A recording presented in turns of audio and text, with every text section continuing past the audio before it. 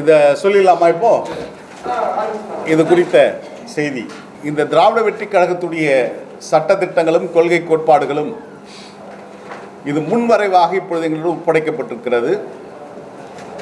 இப்பொழுது எங்கள் கையிலே கொடுத்துருக்காங்க. இது முழுசாக நாங்கள் கூடுதலாக இன்னும் நாங்கள் ஏற்கனவே அறிந்திருந்தாலும் இன்னும் கூடுதலாக அது குறித்து உள்வாங்கி வருகின்ற 28ஆம் தேதி சென்னை எழும்பூர் ஸ்ராஜ் மஹாலில் நடைபெறுகின்ற திராவிட வெற்றி கழகத்துடைய முதல் பொதுக்குழுவில் இதை பொதுக்குழு ஒப்புதலுக்கு வைத்து கூடுதலாக ஏதாவது சேர்க்கப்பட வேண்டும் அல்லது நீக்கப்பட வேண்டும் என்று சொன்னால் அதையும் நிறைவேற்றி இந்த புத்தகம் இறுதி வடிவம் பெறும் என்பதையும் இந்த நல்ல தருணத்தில் சொல்ல வேண்டிய என்னுடைய கடமை.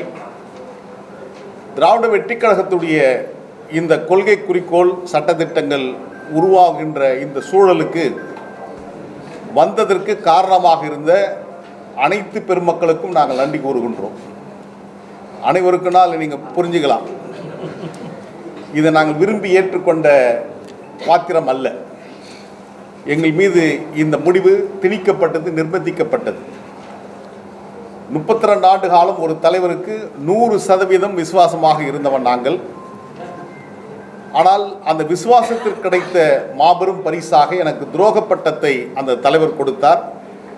ஒரு உயர்ந்த தலைவர், அந்த தலைவர் குறித்து நான் குறை சொல்ல விரும்பவில்லை. நான் வழக்கமாக சொல்வதை போன்று the man with highest order in public life என்கின்ற விதத்தில் அவர் உயர்ந்தபட்ச தலைவர். ஆனால் அந்த உயரத்தை அந்த வார்த்தையால் அவர் குறைத்து கொண்டார் என்பதை மட்டும் பதிவு செய்வது சமூக வீதியில் பயணப்படுகின்ற நாங்கள் கேட்கின்ற அதன் மூலமாக சொல்ல வேண்டியனுடைய கடமை. ஆகாது என்று ஒதுக்கப்பட்ட கல்லே கட்டிடத்தின் மூளைக்கல்லாக ஆனதை போன்று நாங்களெல்லாம் ஆகாதவர்களாக போன்று எங்களை வெளியேற்றியதன் காரணமாக இன்றைக்கு கொள்கை சார்ந்து ஒரு திராவிட வெற்றி கழகம் என்ற ஒரு இயக்கத்தை நாங்கள் உருவாக்கி அதற்கு பெயர் சூட்டி கொடிகளை அறிமுகப்படுத்தி இன்றைக்கு சட்டத்திட்டங்களை வெளியிடுகின்ற நிகழ்வும் தேர்தல் ஆணையத்தில் பதிவு செய்கின்ற நிலைகளும் நடந்திருக்கிறது. நாளை மறுநாள் தலைநகர் சென்னையில் நீலாங்கரையில் திராவிட வெற்றி கழகத்துடைய தலைமை கழகம் அமைக்கின்ற பணியை அடிக்கல் நாட்டுகின்ற விழாவை நாங்கள் நடத்திருக்கிறோம். தலைநகர் சென்னையில் ஒரு அலுவலகம் வேண்டும் என்ற அந்த உரிமைப்பாட்டோடு தான் அந்த கட்டடத்தை நாங்கள் அமைக்க இருக்கிறோம். அதற்கான பொறியாளர் வடிவமைப்பை எங்களுடைய அரசியல் அரங்கூறும் அவையினுடைய செயலாளர் பெருமதிப்பிற்குரிய அண்ணன் பொறியாளர் கதிரவன் அவர்கள் அதை வடிவமைத்துக் கொண்டிருக்கிறார். அதுவும் இன்றைக்குள் இறுதி வடிவம் பெறும். நீலாங்கரையில் அந்த இடம் அமைக்கப்படுகின்ற இடம் என் மாமனார், என் வாழ்க்கை துணை திருமதி துர்காசினிக்கு அவர்கள் வழங்கப்பட்டது. அந்த இடத்தில் ஏறக்குறைய 17 ஆண்டுகள் ஆனது நான் அந்த இடத்திற்கு சென்று. நான் அதை சொல்ல வேண்டிய என்னுடைய கடமை. காரணம், குடும்பமா கட்சியா என்று சொன்னால் கட்சி தலைவர் என்று இருந்தவன் நான். 2009ஆம் ஆண்டு எனக்கு நாடாளுமன்றத்தில் இடம்பெற்று தர வேண்டும் என்று தலைவர் வைகோவிடம் என் மாமனார் அவர்கள் பேசிய போது சில கருத்து வேறுபாடு ஏற்பட்டதின் காரணமாக நான் என்னை நானே தண்டித்து கொண்டு என்னை நான் மறித்து கொண்டு 2009ஆம் ஆண்டிலிருந்து 2026 இந்த ஆண்டு வரையிலும் 17 ஆண்டுகள் நான் அந்த வீட்டுக்கு செல்லாமல் நான் இருந்தேன் என்று சொன்னால் நான் எவ்வளவு கொள்கை பிடிப்போடு தலைவர் வைகோவுடன் இருந்தேன் என்பதற்கு இது சான்றாக இருக்கிறது. இந்த 17 ஆண்டுகளில் நீங்கள் ஒரு முறை கூட போகவில்லை என்று கேட்டால் 3 முறை அந்த இடத்திற்கு சென்றேன். ஒன்று, என் மாமியார் திருமதி மரகதவல்லி அவர்கள் மறைந்த போதும், இரண்டாவது என்னுடைய மாமனார் திரு சிவசங்கரன் அவர்கள் மறைந்த போதும், மூன்றாவதாக அங்கே குடியிருந்தவர் பிரச்சனை செய்த போதும் 3 முறை நான் அங்கே சென்றிருக்கின்றேன். இந்த 17 ஆண்டுகளில் 3 முறை மட்டுமே ஆபத்து என்கின்ற சூழலில் நான் சென்றிருக்கின்றேன்.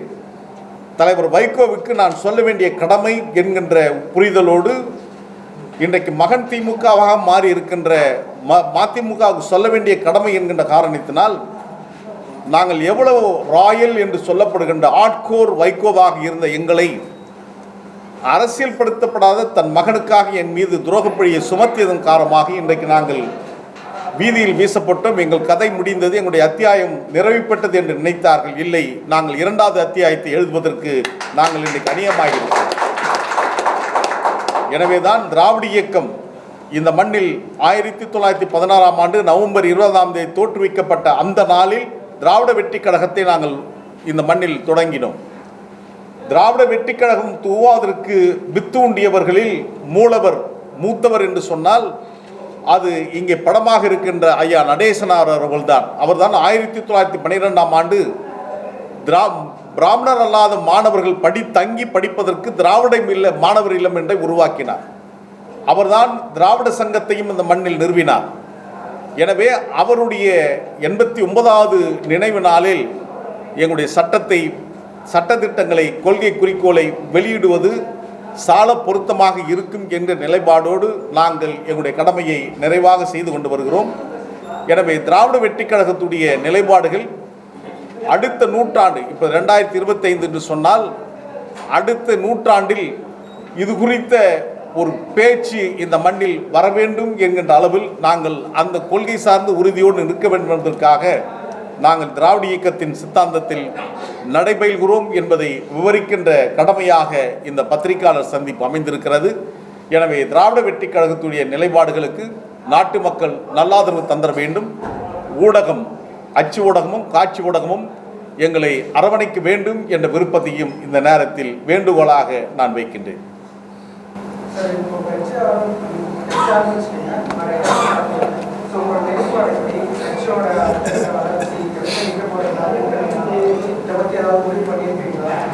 அது குறித்து விரிவாக நாங்கள் ஏற்கனவே பேசியிருக்கிறோம். திராவிட இயக்கத்தின் கருத்தியலிலிருந்து விலக முடியாது. அந்த கருத்தியலில் அழுத்தமாக தடம் பதிக்க வேண்டும் என்ற விருப்பம் சார்ந்துதான் எங்களுடைய தேர்தல் களமும் அமையும் என்பதையும் நாங்கள் ஏற்கனவே கடந்த காலத்தில் சொல்லியிருக்கிறோம். அது குறித்து முழுமையாக வருகின்ற 28ஆம் தேதி நடைபெறுகின்ற பொதுக்குழுவில் எங்களுடைய தோழர்கள் ஒன்று கூடி எங்களுடைய நிலைப்பாட்டை விவரிக்க நாங்கள் ஆயத்தமாகி கொண்டிருக்கிறோம்.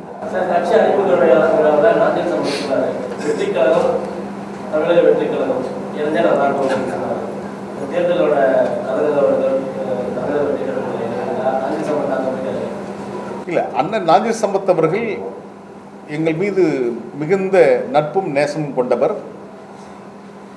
அவருக்கு ஆபத்து ஏற்பட்ட போது நான் இப்பொழுதும் குற்ற உணர்வோடு தான் நிற்கிறேன் என்று நான் தொடர்ச்சியாக சொல்லிக் கொண்டு வருகின்றேன். அவருக்கு மதிமுகவில் பிரச்சனை ஏற்பட்ட போது நான் வாய்மூடி மௌனியாகத்தான் இருந்தேன். ஆனால் எனக்கு பிரச்சனை ஏற்பட்ட போது தட்டி கேட்கின்ற ஒரு துணிச்சலோடு அவர் வீதிக்கு வந்து எங்களுக்காக வாதாடியவர்.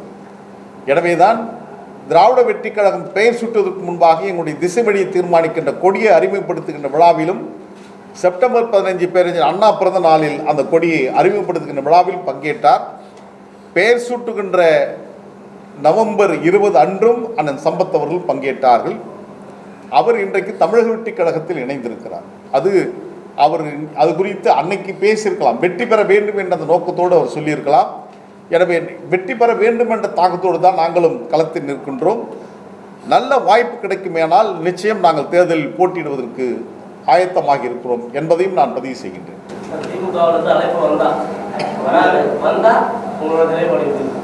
திராவிட முன்னேற்ற கழகத்துடன் ஒரு நல்ல மதிப்பீட்டில் மாண்புமிகு தமிழ்நாடு முதலமைச்சர் திராவிட மாடல் பொற்கால ஆட்சியினுடைய நாயகனாக விளங்கி கொண்டிருக்கின்ற அந்த தலைமுறை ஆட்சி அவர்கள் தொடர வேண்டும் என்ற விருப்பம் எங்களுக்கு ஏற்கனவே எல்லோருக்குமே இருந்திருக்கிறது. ஒரு நல்லாட்சி தந்திருக்கிறார், அந்த ஆட்சி தொடர வேண்டும் என்ற விருப்பம் எங்களுக்கு இருக்கிறது. எனவே கூட்டணி என்பது தேர்தல் காலத்தில் இது குறித்து இன்னும் திமுகவை இன்னும் குழு அமைக்கப்படவில்லை. கூட்டணி உறுதிப்படுத்தப்பட்டிருக்கிறது. ஆனால் எந்தெந்த தொகுதி யாருக்கு எவ்வளவு தொகுதி என்பது இன்னும் இறுதி செய்யப்படாத நிலையில் அது குறித்து நாங்கள் இன்னும் கருத்து தெரிவிக்க வேண்டிய கட்டாயம் இன்னும் காலகட்டங்கள் இருக்கிறதாக நான் உணர்கிறேன். 22ஆம் தேதி அவர்கள் 22ஆம் தேதி அறிவிச்சிருக்கிறாங்க. அதுக்கு பின்பாக நாங்கள் அது குறித்து எங்களுடைய தோழரோட பேசி அது குறித்து முடிவெடுப்போம். நிச்சயம் போவோம். நாங்கள் எல்லாம் தமிழ்நாடு முழுவதும் நாங்கள் வந்திருக்கிறோம். தமிழ்நாடு முழுவதும் எங்களுக்கான வாய்ப்புகள், தமிழ்நாடு முழுவதும் எங்களுடைய தோழர்கள் வலுவான கட்டமைப்போடு இருக்கிறார்கள். நாங்கள் தான் சொல்கிறோம், ஏறக்குறைய 60-70% கடந்து நாங்கள் அமைப்பு போட்டிருக்கிறோம். ஒவ்வொரு தொண்டரும் ஒரு 100 ஓட்டு பெறுகின்ற விதத்தில் நாங்கள் இருக்கிறோம்னா ஒவ்வொரு தொகுதியிலும் சில ஆயிரம் வாக்குகளில் வெற்றி வாய்ப்பு தீர்மானிக்கப்படுகின்ற களத்தில் அந்த வாய்ப்பை தீர்மானிக்கின்ற அந்த களத்தில் திராவிட வெற்றி கழகம் நிச்சயம் இருக்கும் என்ற நம்பிக்கை எனக்கு இல்லை. இது ஒரு வரைவு அறிக்கை தான் எங்ககிட்ட கொடுத்துருக்காங்க. இதில் இன்னும் கூடுதலாக சேர்க்க வேண்டியும் இருக்கும், ஒருவேளை நீக்கப்படுவதற்குமான வாய்ப்பு இருக்கும். இதில் நீங்கள் துவக்கத்திலே நீங்கள் பார்த்தீங்கன்னா ஒரு கட்சியினுடைய இப்போ ஒரு தலைமைக்கு நிர்வாகத்தில் நாங்கள் இருக்கிறோன்னா நாங்கள் 2 முறை 10 ஆண்டுக்கு மேலே இந்த பொறுப்பில் நாங்கள் நீடிக்க கூடாது. இது ஒரு அதிகார மையமாக உருவாகி கொண்டிருக்கிறது அரசியல் என்கின்ற காரணத்தினால் அந்த புரிதலோடு தான் இப்போ நான் ஒருங்கிணைப்பாளராக இருக்கிறேன்னா இந்த 10 ஆண்டுக்கு மேலே நான் நீடிக்கக்கூடாது அந்த பொறுப்பில். அடுத்த இடத்துக்கு வேறு யாரும் தான் வரணும். அந்த ஜனநாயக கட்டமைப்பை திராவிட வெற்றி கழகம் உறுதிப்படுத்துகிறது. தலைமை கழகத்தில் இருக்கின்ற நாங்கள் 10 ஆண்டுகளுக்கு மேலே நாங்கள் நீடிக்கக்கூடாது என்பது உறுதி செய்யப்படாது. அதை மட்டும் யாரும் நீக்க முடியாது. நாங்கள் ஆலோசனை வழங்குகின்ற இடத்தில் அடுத்த இடத்துக்கு நிற்கலாம். திராவிட இயக்கம் எந்த வழியில் போகணும் என்பதற்கு ஒரு ஆலோசனை சொல்கின்ற இடத்தில் நாங்கள் இருக்கலாம். ஆனால் அந்த பொறுப்பில் நாங்கள் நீடிக்க முடியாது என்பதுதான் திராவிட வெற்றி கழகத்துடைய ஒரு உறுதியான நிலைப்பாட்டை வைத்திருக்கிறோம். அதோடு மட்டுமல்லாமல் இந்த சட்டத்திட்டங்களை தமிழிலும் அச்சிட்டு ஆங்கிலத்திலும் இதே புத்தகத்திலே வெளியிட்டிருக்கிறோம். ஏறக்குறைய நான் அறிந்த வரையில் தமிழிலும் ஆங்கிலத்திலும் ஒரே புத்தகமாக வெளியிட்டிருக்கிறது திராவிட வெற்றி கழகமாகத்தான் இருக்கும் என்று நான் கருதுகிறேன். எனவே நீங்கள் கேட்கலாம், நீங்கள் ஏன் அந்த நிலைப்பாட்டு வரீங்க வாரிசு அப்படின்னீங்கன்னா, நாங்கள் வாரிசுக்கு எதிரானவர்கள் அல்ல. நான் துரை அரசியல் வர வேண்டும் என்று பேசியவன் நான். ஆனால் வாரிசு வருகின்றவர்களை அரவணைக்காத காரணத்தினால் தான் பிரச்சனை ஏற்பட்டது.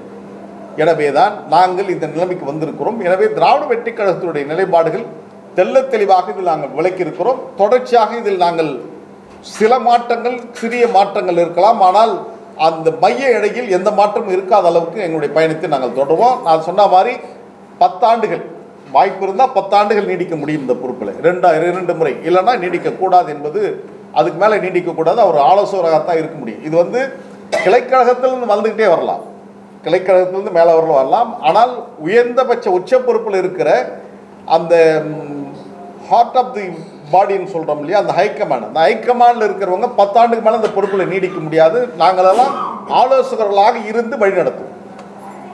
உங்களுடைய வெறுப்புக்காக உருவாக்கப்பட்ட கட்சியா அது பொதுஜன மக்களுக்காக உருவாக்கப்பட்ட கட்சியான்றது ஒரு சந்தேகம் இல்லை. அரசியல் என்பது மக்களுக்கான ஒன்றுதான். எனவே விருப்பு என்பது இதில் நான் உறுதியாக தலைவர் வைகோவுடன் பயணம் செய்வேன். நான் உறுதியாக இருந்தவர். எந்த சூழலிலும் நான் மேடையில் பேசியதை நான் இப்போதும் சொல்கிறேன். நான் கண்டதும் கொண்டதும் ஒரே தலைவர் வைகோ நான் பேசினேன். இன்னவரிலும் அதில் நான் நிலையாக இருக்கிறேன். வாழ்வதென்றாலும் வீழ்வதென்றாலும் தலைவர் வைகோ ஒருவருக்காக மட்டும்தான் வாழ்வேன், அவர் ஒருவருக்காக மட்டும்தான் வீழ்வேன் என்று சொன்ன வார்த்தை இன்றைக்கும் சத்தியமாகத்தான் இருக்கிறது. அந்த தலைவனுக்காக வாழ்ந்தோம்.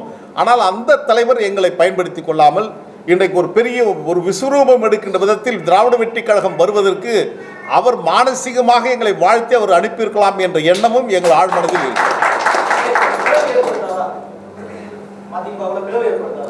ஏற்கனவே அது பலமுறை பல பிளவுகளை சந்தித்திருக்கிறது. அவர் நினைத்திருக்கலாம் எல்லோரும் போல் நாங்களும் ஒருவேளை அமைதியாக இதை கடந்திருப்போம்னு நினைச்சிருக்கலாம்.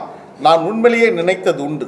எனக்கான தற்காப்பு கலை பயணங்கள், எனக்கான தமிழ்ச்சங்க பணிகள், நான் இந்த ஆண்டு இந்த சூழலில் ஏற்பட்ட போது பாராளுமன்றத்துடைய தாயகமாக இருக்கின்ற பிரிட்டானிய பாராளுமன்றத்தின் சிறப்பு அவையில் பேச நான் அழைக்கப்பட்ட அந்த தமிழ் என்னை அழைத்து சென்றது. ஜெனீவா மனித உரிமை ஐநா மன்றத்துடைய ஜெனீவா மனித உரிமை ஆணையத்தில் பேசுவதற்கான வாய்ப்பு எனக்கு கிடைத்தது. 90 வினாடி ஈழத்தமிழருடைய விடியலுக்காக நான் பேசுகிறேன். தமிழ் என்னை அழைத்து சென்றிருக்கிறது. சர்வதேச அளவில் நவநாகரிக தொட்டில் பூமியாக இருக்கின்ற பிரான்ஸ் தேசத்தில் 12வது உலகத்தமிழ் ஆராய்ச்சி மாநாட்டில் நான் பேச சென்றிருக்கிறேன். ஆக அந்த தற்காப்பு கலை தமிழ்ச்சங்க பணி என்று நான் ஒதுங்கி அந்த பணியை செய்யலாம் என்று இருந்த காலகட்டத்தில் தான் தலைவர் வைகோ அவர்கள் என் மீது ஒரு துரோகப்பழியை சுமத்திய காரணத்தினால் இந்த துரோகத்திற்கான விலையை அவர்கள் கொடுத்தாக வேண்டும், இதிலிருந்து விலகி போக முடியாது, எதிர்த்து நின்றே ஆக வேண்டும் என்ற உணர்வோடு தான் இன்றைக்கு திராவிட வெற்றி கழகத்தை இந்த மண்ணில் நாங்கள் உதயமாக்கியிருக்கிறோம். அது காலம்தான் பதில் சொல்லணும், நீர்த்து போக செய்வதா அல்லது என்ன ஆக போகுது என்பது. ஆனால் நாங்கள் எங்களுடைய நிலைப்பாட்டில் உறுதியாக இருக்கிறோம். திராவிட வெற்றி கழகத்தை உயர்ந்த இடத்தில், அதான் சொன்னால அடுத்த நூற்றாண்டு எப்படி நீதி கட்சி 1916ஆம் ஆண்டு உருவானதை நாங்கள் இப்பொழுது நினைவு கூறுவதைப் போன்று அடுத்த நூற்றாண்டில் திராவிட வெற்றி கழகம் இந்த மண்ணில் பேசப்பட வேண்டும் என்ற அந்த உயர்ந்தபட்ச உள்ளத்தோடு அந்த லட்சிய தாகத்தோடு தான் நாங்கள் களத்தில் நிற்கிறோம்.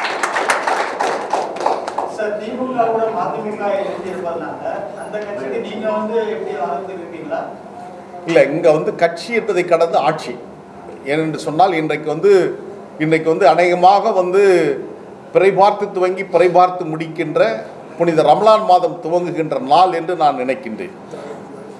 அதான் இன்னைக்கு இரவு நிலவு தெரிந்தால் நாளை அதை துவங்குவார்கள்.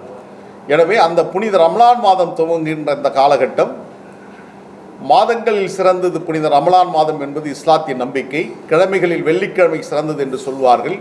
இரவுகளில் லைலத்துல் கதிர் என்று சொல்லப்படுகின்ற திருமறை குர்ஆன் இறக்கப்பட்ட நாள் அந்த நாள் என்று சொல்வார்கள். இதை இங்கே சொல்வதற்கான காரணம், வருகின்ற 28ஆம் தேதி சனிக்கிழமை பிற்பகல் காலை எங்களுடைய பொதுக்குழுவும், பிற்பகலில் திராவிட வெற்றி கழகத்தின் சார்பில் இஸ்லாமிய சகோதரர்களுக்கு நோன்பு தோற்கின்ற விழாவை எங்களுடைய சிறுபான்மை பிரிவு செயலாளர் சகோதரர் ஹாஜா அவர்கள் வந்திருக்கிறார். வந்திருக்கீங்களா? ஹாஜா அவருடைய தலைமையில் எங்களுடைய அந்த நோன்பு நோக்கின்ற விழா சென்னையில் நாங்கள் நடத்துகிறோம். இந்த மதச்சார்பின்மைக்கு எந்த கேடும் விளைவித்தரக்கூடாது. கடந்த 25ஆம் தேதி கிறிஸ்துமஸ் விழாவில் மாண்புமிகு பிரதமர் நரேந்திர மோடி அவர்கள் கிறிஸ்துமஸ் வாழ்த்து செல்வதற்கு பிரார்த்தனை கூடத்துக்கே செல்கிறார்.